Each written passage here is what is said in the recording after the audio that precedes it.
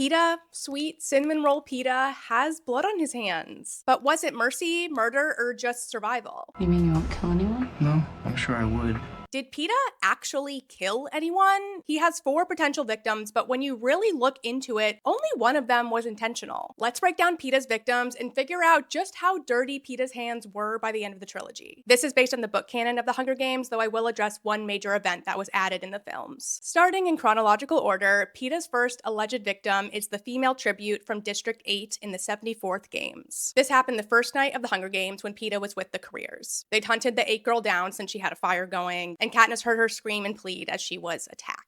The careers thought she was dead and walked away, but they never heard a cannon go off to signal her death. And reminder about how the cannons work in the game. So they don't necessarily go off the moment someone dies. During the bloodbath at the start, no cannons go off until it's over, and the hovercrafts can come in to collect the bodies. So that means someone can die, hours pass, and then the cannon goes off. The game makers manipulate these cannons, and hovercrafts also don't come down until living tributes move away from the bodies. You gotta clear the area. But with the girl from 8, the careers had cleared the area around her, so there's nothing to prevent the game makers from going in immediately, unless she isn't dead. A career claims to have stuck her, so that was either with a sword or a knife, but we don't get details about it in the book since they're outside of Katniss's field of vision. The careers start arguing about whether the girl is dead and if they should go back, and Peeta ends it by shouting, "We're wasting time, I'll go finish her and let's move on." There's room for speculation about why Peeta said this. While the argument was happening, they were about 10 yards from the tree Katniss was hiding in. They didn't see her in there, but maybe Peeta did, or he could tell someone was up in the tree and guessed it was Katniss. So he wanted to get the careers to leave that area to keep her safe. Or Peeta didn't know she was there at all and said this to de-escalate the situation because he's with a bunch of armed, hothead kids who were raised to be gladiators. If they kept arguing, it'd only be a matter of time until they turned on each other and got physical, which would be very dangerous for Peeta. Regardless, Peeta is putting on a show for the careers to fit in. Saying he'll go finish her is such an un-Peeta-like thing to say, but the careers don't know the real him. Katniss can see Peeta for a moment, and his face is swollen with bruises, there's a bloody bandage on one arm, and from the sound of his gait, he's limping somewhat. This shows that Peeta was involved in the initial bloodbath, fighting alongside the careers. We don't know exactly what Peeta did here, but it sounds like he'd been punched in the face, stabbed in the arm, maybe in the leg, or he twisted an ankle. I'm guessing other tributes attacked him and he fought them off as best he could and had some help from the careers. He didn't want to kill anyone, but figured he would end up doing it at some point, just like everybody else in the games, but I don't think he'd charge after someone on the offensive. Also, Peeta was one of the best wrestlers in District 12, for whatever that's worth, so if someone came after him, he could wrestle them to the best of his ability, and then maybe a career jumped in with a weapon to end it. I guess Peeta could have suffocated someone also, but I don't know, and I don't want to think about it. So what did Peeta do with the girl from 8? He's not away from the group long, and when he returns, Cato asks if she was dead. No, but she is now, says Peeta. Just then, the cannon fires. Ready to move on? The cannon firing doesn't signal the exact time of death.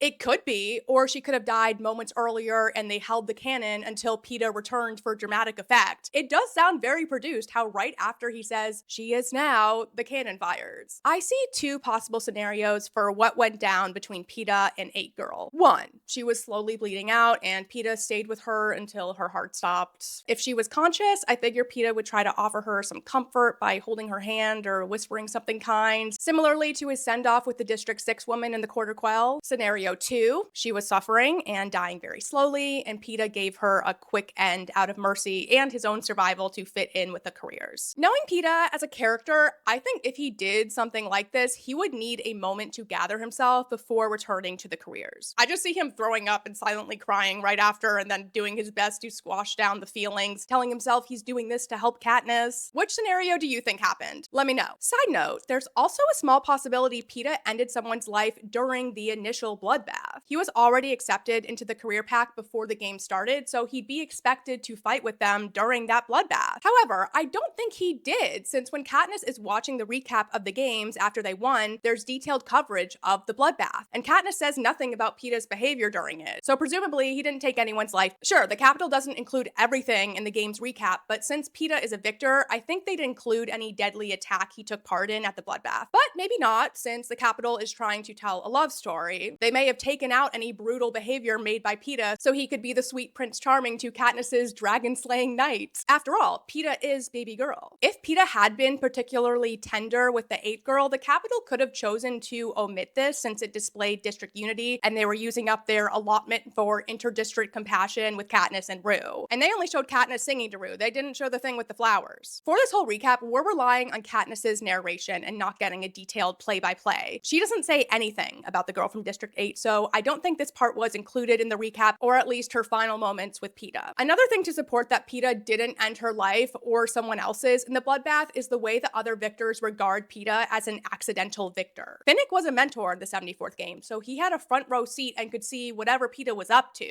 During Catching Fire, when Finnick comments on the bloodbath going on between the victor tributes, he says, "No one in this arena was a victor by chance, except maybe Peeta." He doesn't see Peeta as someone with a killer instinct or someone who would be violent except on the defensive. On to Peeta's second victim, Foxface from District 5 at the end of the 74th games. There's a lot less ambiguity with Peeta's role in her death. It's strictly accidental. Honestly, I wouldn't think of Foxface as Peeta's victim if it weren't for Katniss's reaction. This happened when it was down to the final 4 and Katniss and Peeta were hunting and gathering food. They briefly split up so Katniss could hunt without Peeta's loud footsteps scaring away all the animals, and Peeta had unknowingly gathered Nightlock berries, laying them on a tarp. Foxface was lurking and stole some of the berries along with some cheese they were gifted. She's about 100 yards away when she eats the Nightlock and dies. Side note, I know there's a fan theory that Foxface knew they were Nightlock and intentionally ate them for a peaceful death or some autonomy in her death, but it really doesn't seem to be the case, at least in the book. As I said, she wasn't just taking berries, she also took cheese. She wanted food. She'd been hiding out and stealing food the entire game. It was her strategy. Foxface assumed Peeta knew the berries were safe, so she ate them. Plus, she was also so close to winning. She only had 3 opponents left. Why would she give up now and purposely poison herself? Lastly, it's extremely unlikely she even knew Nightlock existed, much less recognized it. Katniss notes during their time in training where they learned about edible and poisonous plants, Nightlock berries were not included at all. The only reason Katniss knew about them is her father showed them to her when they were illegally in the woods outside of District 12. That means Nightlock naturally grew in the Appalachian region, but we don't know where else they grew. It's possible they grew in District 5, which is supposedly in the southwest around Arizona. The game makers planted Nightlock as a trap. They didn't provide tributes the opportunity to learn how to identify them, and they closely resembled another type of berry in the arena that was safe to eat. Rue had identified them. That's what Peeta thought he was picking. So, Foxface didn't purposely poison herself in the book, but there's room for interpretation in the film since you don't get much information about Nightlock. Moving on. When Foxface's cannon goes off, Peeta thinks it's Cato and tells Katniss to climb a tree so they can fight him from above, but Katniss, suddenly calm, says, "No, Peeta, she's your kill, not Cato's." Peeta responds, "What? I haven't seen her since the first day. How could I have killed her?" Katniss answers by holding out the berries. Peeta blames himself for being so loud that Foxface found them, which is true, but also Katniss points out, "She's very clever, Peeta." Well, she was, until you outfoxed her. It's not accurate to say Peeta outfoxed her because he didn't intend to trick her at all. And Peeta recognizes this and says, "Not on purpose." Doesn't seem fair somehow. I mean, we would have both been dead too if she hadn't eaten the berries first. Except he quickly connects the dots that Katniss recognized the Nightlock, so she wouldn't have eaten them anyway. And he apologizes to Katniss for accidentally picking these berries. Something that's easy to overlook here is that Peeta saved himself from the berries because he's so considerate. He was gathering these berries for him and Katniss, saving every single one to be shared between them. It would have been extremely normal and understandable to eat a berry or two as he picked them. If they were the actual safe berries and Katniss had been alone picking them, I'm sure she would have eaten a few. I would have. Peeta didn't think these berries were dangerous at all, so he wasn't waiting to eat them because he wanted Katniss's confirmation that they were safe. He just waited because he wanted to share everything with her and eat together. Peeta's a better man than me. Anyway, Foxface's survival tactic of swipe or no swiping food was her unfortunate downfall. It's possible earlier on in the game she would have waited to see Peeta and Katniss eat the berries before eating any herself as an extra safety precaution. But towards the end of the games, she was in rough shape, so desperation for food and the cognitive fogginess from starving for nearly 3 weeks likely led her to eat the berries immediately. As Katniss sees Foxface being lifted out of the arena, she notes her emaciation, and Katniss knows what starvation looks like, so it's not an exaggeration. R.I.P. Foxface. I'm sorry, I don't know your real name, girly. All that to say, I don't don't count Foxface as Peeta's kill and instead attribute it to a game maker trap. Of course, the Capitol is truly responsible for all the tribute deaths, but you know what I mean. What's your stance on Foxface's fate? Let me know in the comments. As for Peeta's role in Cato's death, he played a part in it, but I don't credit him with it. Cato had Peeta in a headlock, slowly suffocating him, and Peeta signaled to Katniss to shoot Cato in the hand, and once she did, he let go. Peeta slammed backwards into him, sending him over the edge of the cornucopia into the jaws of the abomination wolf mutts. Katniss eventually shoots an arrow at Cato to end his suffering since the mutts were very, very slowly ripping him apart for hours. I don't think of Cato's blood being on Katniss's hands either, though. In my opinion, it's on the game makers since they were the ones who set the mutt trap. For Peeta's third victim, we need to fast forward to the end of Catching Fire. Before I get to that, though, I must address a movie difference since right at the beginning of the Quarter Quell in the Catching Fire movie, Peeta drowned the male tribute from District 10. In the movie, 10 goes after Peeta and they're fighting, and then they're both underwater for a while, a cannon goes off, and Peeta swims up to the surface alive, and the other guy floats up dead. Nothing of the sort occurred in the book. Peeta didn't get into a fight with any tribute at the start of the games, and the District 10 man died the second night of unknown causes. As always, I go by the book canon, so this water fight in the movie is fan fiction in my eyes. Moving on to Peeta's real and only victim in the Quarter Quell, Brutus from District 2. Honestly, Brutus is the only life Peeta actively, knowingly took.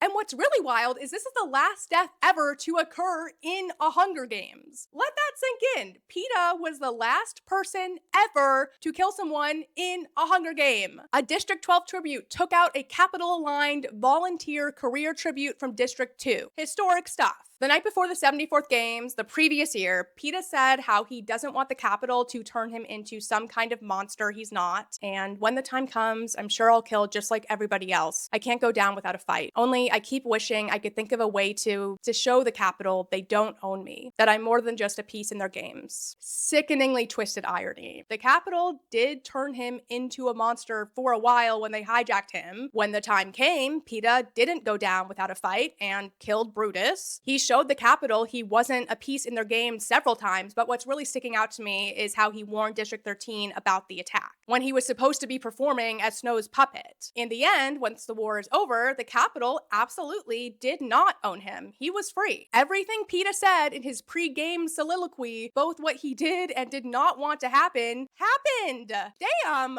We don't get much detail about what went down between Peeta and Brutus. We only find this out because Peeta mentions it in his first interview as a prisoner in Mockingjay. He's describing what it's like in the arena to Caesar. He's acknowledging that having to participate in the games strips you of your identity. The Capitol forces you to betray yourself. Peeta explains at the very end of the games, when that wire was cut, everything just went insane. I can only remember bits and pieces. Trying to find her, watching Brutus kill Chaff, killing Brutus myself. I know she was calling my name. Then the lightning bolt hit the tree and the force field around the arena blew out. Peeta, Finnick, and Beetee were staying by the tree while Katniss and Joanna ran with the coil. Brutus and Enobaria cut the wire. They found Katniss, but thought she was dead, so they went looking for the others. Peeta ran off to find Katniss after the wire was cut and came upon Chaff and Brutus. Chaff is from District 11. He was on the rebel side, going to the rendezvous point to hopefully get picked up after the arena went down. Since Peeta says he watched Brutus kill Chaff, I think he was hiding while that happened. Remember, Peeta didn't know Chaff was a rebel ally, so he wasn't going to jump in and fight alongside of him. But I do believe Peeta cared about Chaff, or at least didn't see him as a cold-blooded enemy, since Chaff was Haymitch's good friend. And I'm sure if Chaff crossed paths with Peeta's group earlier on in the Quell, Peeta would have welcomed him in as an ally. However, since there were so few people left in the games, the time of having allies was over. Peeta could only trust Katniss at that point. It sounds like once Chaff went down, Peeta took the opportunity to go after Brutus. I'm guessing Brutus was temporarily distracted or maybe even injured during his fight with Chaff. We don't know what weapons any of them had during this. Probably something sharp. Peeta had a knife earlier, but Beetee was using it for the wire, so I don't know what he had. What I think most likely happened is Peeta used the element of surprise and attacked Brutus with something. Peeta's strong, he can wrestle, and he'd be full of adrenaline in this moment, so he used this opportunity to take out one of the biggest threats in the games to further Katniss's odds of survival. I believe it was an intentional writing choice to have the details of the final Hunger Games death be so vague, because the gory details aren't the important part. What What matters is someone died. Hundreds of people, kids, died in the games throughout their 75-year existence. The Capitol tried to make the way these deaths happened entertaining, but they all had the same ending. Life was taken and forever lost. There's also meaning behind Brutus's name. What's really significant is the historical background, and I'm no historian, so I'm referring to Encyclopedia Britannica here. Marcus Junius Brutus was a Roman politician and one of the leaders in the conspiracy that assassinated Julius Caesar in 44 BCE. Caesar was a dictator, and Brutus betrayed him to protect Rome. You can replace Caesar with Snow, and Brutus was politically aligned with him and the Capitol. We'll never know if Brutus would have turned on Snow, but there's some irony there that Brutus betrayed the districts instead of the Capitol. I'm sure there's a lot more symbolism here, so if you're a history or Shakespeare buff, please share your thoughts. Now onto Mockingjay for Peeta's final victim, Mitchell. In my opinion, Peeta isn't truly responsible for what happens to Mitchell because he was having a mental health episode from his hijacking.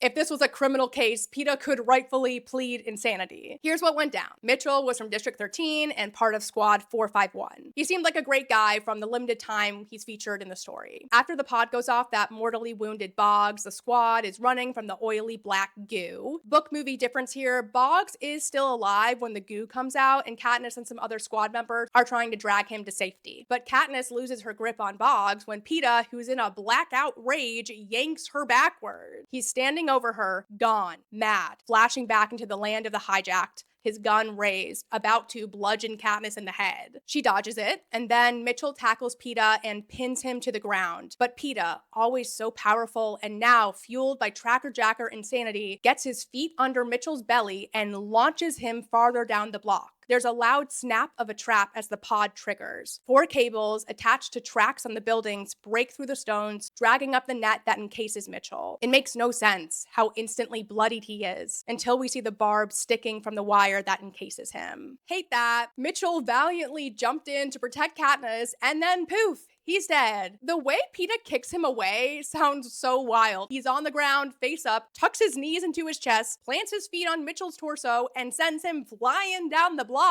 Wowee. If the pod wasn't there, he probably would have been fine. Maybe he would have just broken a bone or two. This reminds me of what happened with Cato, except they were standing. Peeta slammed himself into Cato to get him off of him, and he went flying into a pile of mutts, which is just another Game Maker pod. Once Mitchell is in the barbed net, soldiers are trying to shoot down the cables without success, and Peeta is restrained. Castor and Pollux carry him into the apartment the squad breaks into. Jackson gets cuffs on him, but it only makes him wilder, and they're forced to lock him in a closet. Boggs was dragged in with them, and this is when he whispers to Katniss, "Don't trust them. Don't go back. Kill Peeta. Do what you came to do." And then he passes away. Boggs saying this then makes a lot more sense to me than in the movie where Boggs says this before Peeta attacks anyone. He says to kill Peeta if she has to, but still. After a while, Peeta stops trying to kick down the closet door because he loses consciousness. He has to be carried out as they travel to another apartment. They're like putting a gas mask on his face, like he's out cold. When they get to their next location, an emergency broadcast plays showing the whole scene with the black goo, and Peeta is awake for this and watches. He had no recollection of what he did and is horrified by the footage. Peeta immediately asks the squad to kill him because he just murdered a member of their squad. Tears stream down my baby's face, and he says how he'd never seen himself like that before, and that Snow turned him into a mutt monster weapon. Finnick is the only one actually trying to comfort Peeta here and telling him that what happened isn't his fault. I'm with Finnick on this one. What happened is terrible, but Peeta can't be held responsible for it. He blacked out because of the Capitol's torture conditioning. He may as well have been a Game Maker mutt during that episode. In conclusion, out of these 4 deaths, Brutus's is the only one Peeta truly inflicted. Do you agree? Let me know in the comments. Thank you so much for watching, and if you haven't already, subscribe for more Hunger Games analyses and do the thumbs up thing.